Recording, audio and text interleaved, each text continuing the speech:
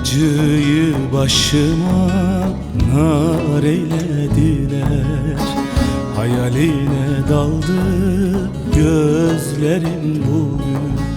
Dumanlı başımı dağ eylediler, seni her nefeste özledim bugün.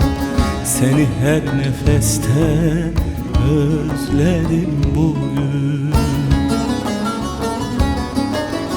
Dumanlı başımı dağ eylediler, seni her nefeste özledim bugün.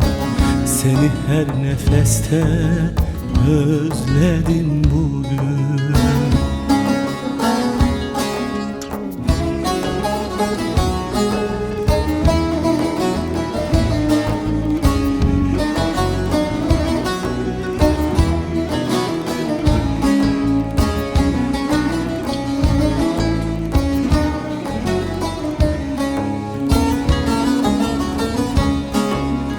Yırtıldı göksümde çığlığım sesi, boğazıma düğümlendi nefesi. Yüreğime akan bu kan kesip, yediğim kurşunu sezmedim bugün.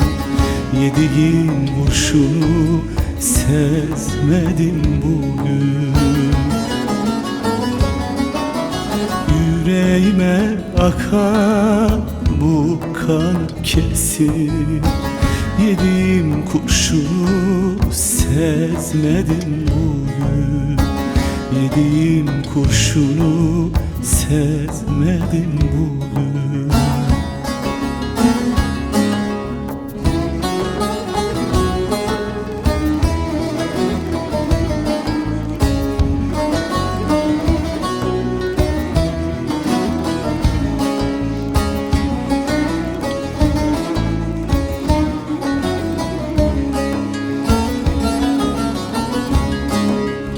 Kırıldı umudu serçe kuşları, yüzüne dağılmış sırma saçları.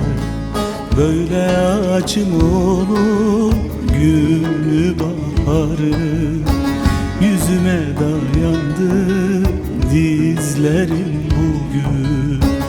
Yüzüme dayandı dizlerim bugün. Böyle acı mı olur günü baharı, yüzüme dayandı dizlerim bugün.